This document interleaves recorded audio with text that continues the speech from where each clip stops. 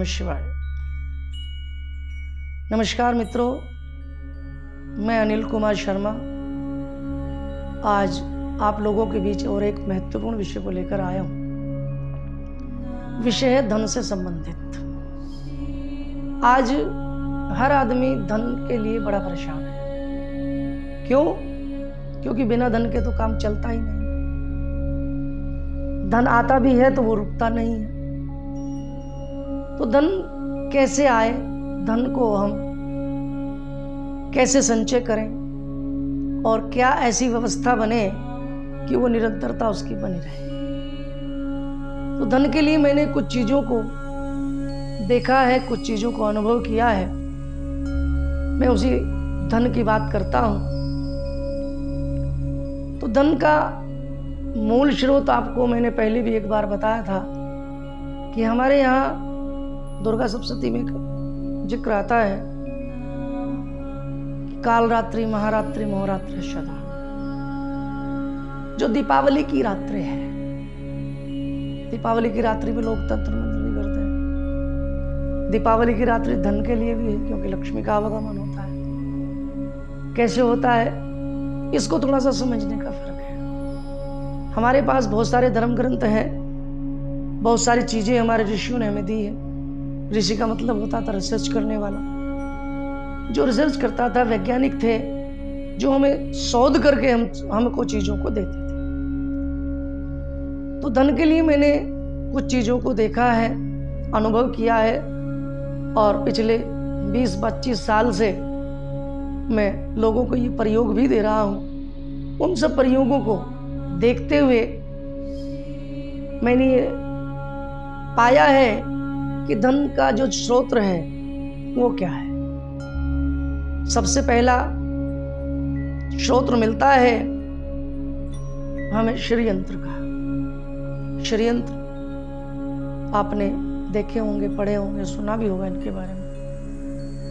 यंत्र, मंत्र और तंत्र की जब हम बात करते हैं तो उसमें एक यंत्र होता है षड्यंत्र। षड्यंत्र कई तरह का होता है। कुछ लोग भोजपत्र पर बना लेते हैं, केसर की शाही से या अष्टगंध की शाही से। कुछ लोग तांबे का बना बाजार से भी खरीद लेते हैं। कुछ लोग स्फटिक का भी बाजार से खरीद लेते हैं। कुछ लोग गोल्ड का भी बाजार से खरीद लेते हैं, सिल्वर चांदी का भी खरीद लेते हैं। तो धन के लिए महत्वपूर्ण षड्यंत्र तो है, ये तो निश्चित है। इसको हम क्या करें? अधिकतर लोग क्या करते हैं, षड्यंत्र हमने मंगा लिया, सिद्ध करके मंगा लिया या हमने सिद्ध कर लिया, उसको हम पूजा घर में रख देते हैं, जबकि लक्ष्मी को कभी खुला नहीं रखा जाता। ये हमारे शास्त्र कहते हैं। षड्यंत्र को कहाँ रखें? षड्यंत्र को हमेशा तिजोरी में रखा जाता है। दीपावली की रात्रि आई, आपने उसका पूजन किया विधिवत।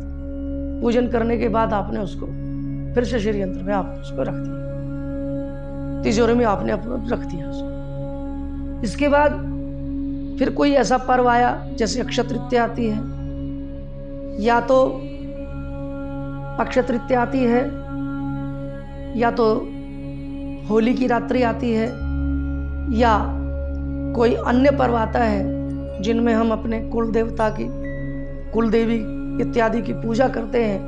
उनमें भी हमें षड्यंत्र की विधिवत पूजा करके फिर से उसको तिजोरी में स्थापित कर देना चाहिए। तो षड्यंत्र कई प्रकार के होते हैं हमारे पास। सबसे पहला मैं षड्यंत्र की बात करूं तो भोजपत्र का षड्यंत्र। भोजपत्र का षड्यंत्र जो होता है, बस इसमें एक ही बड़ी समस्या रहती है कि उसके कटने फटने का डर रहता है, खंडित जल्दी हो जाता है। अगला जो षड्यंत्र मिलता है बाजार में बना बनाया, तांबे का मिलता है, और जो तांबे का षड्यंत्र है वो ज़्यादा से ज़्यादा हमारा 1 वर्ष तक कार्य करता है, क्योंकि उसके बाद उसके ऊपर मैल चढ़ जाती है या अन्य कोई चीज़ आ जाती है, जिस वजह से वो एक तरह से काम करना कम कर देता है। उसके बाद एक षड्यंत्र आता है हमारे पास चांदी का। चांदी के ऊपर भी आप उसको बनवा सकते हैं। चांदी का षड्यंत्र लगभग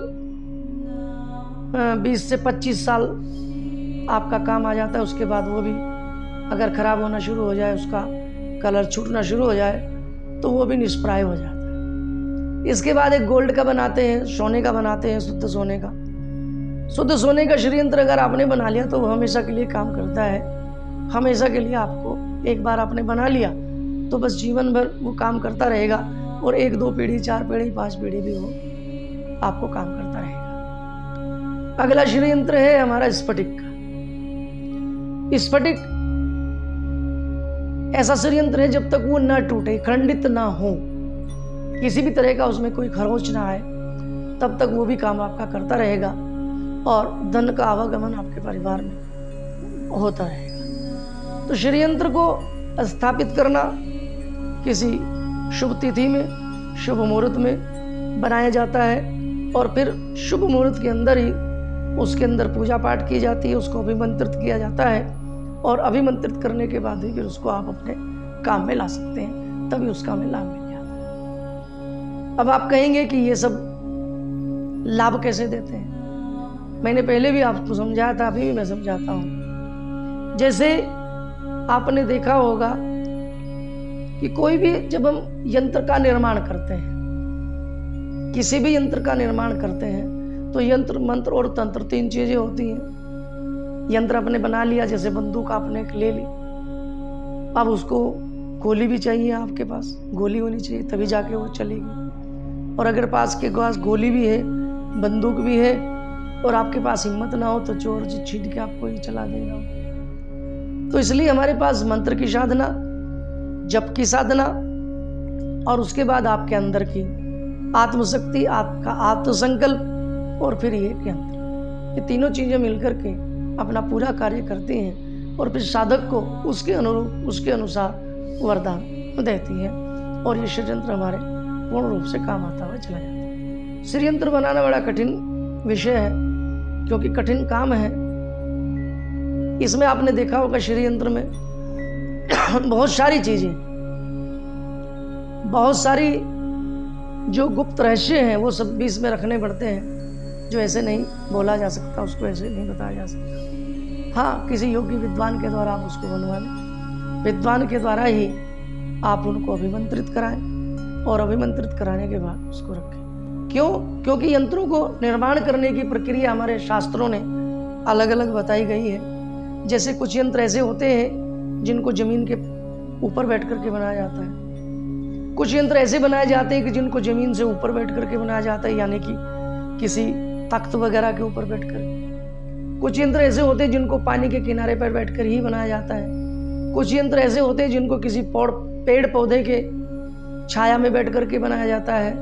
कुछ यंत्र ऐसे होते हैं जिसको बहते पानी के पास बनाया जाता है। कुछ यंत्र ऐसे भी होते हैं जिनको कुएं के पास बनाया जाता है। कुछ यंत्र ऐसे हैं जिनको विशेष तरह की परिस्थितियों में, जिसमें जल भी हो, पौधा भी हो, और जमीन भी स्पर्श न किए हो, ऐसे भी बनाया जाता है। तो अलग अलग यंत्रों का अलग अलग बनाने के तरीके हैं, और अलग अलग यंत्रों की अलग अलग परिभाषाएं हैं, अलग अलग यंत्रों के अलग अलग प्रभाव। तो मूलतः हम षड्यंत्र की बात कर रहे थे। तो षड्यंत्र को जब हम बना लेते हैं, क्योंकि मैंने 4 चीज़ों के ऊपर बड़ा भारी प्रयास किया है इनको ढूंढने का, और इनसे लाभ लेकर भी देखा भी है, और लोगों को लाभ दिलाया भी है। तो मैंने आपको कहा कि षड्यंत्र एक ऐसा यंत्र है जिससे धन बढ़ता है। दूसरा है लक्ष्मी स्तोत्र। लक्ष्मी स्तोत्र का पाठ अगर आप करना शुरू कर दें तो धन तो वहाँ भी आना शुरू हो जाएगा। लेकिन लक्ष्मी को चंचला कहा गया है, वो आएगी भी और तो वैसे ही चली जाएगी। तीसरी एक और चीज का मैंने प्रयोग करके देखा है, वो होती है बिल्ली की जेर, बिल्ली की नाल। जब बिल्ली ब्याहती है तो जब बच्चा पैदा हो जाता है उसके बाद जो वो जेर डालती है, जेर कहते हैं, कई कुछ लोग दूसरी भाषाओं में कुछ और भी कह सकते होंगे। तो उसको भी अगर हम सुरक्षित कर लिया जाए, उसको भी उठा करके रख लिया जाए, तो धन वहाँ भी हमारा बढ़ता जाता है।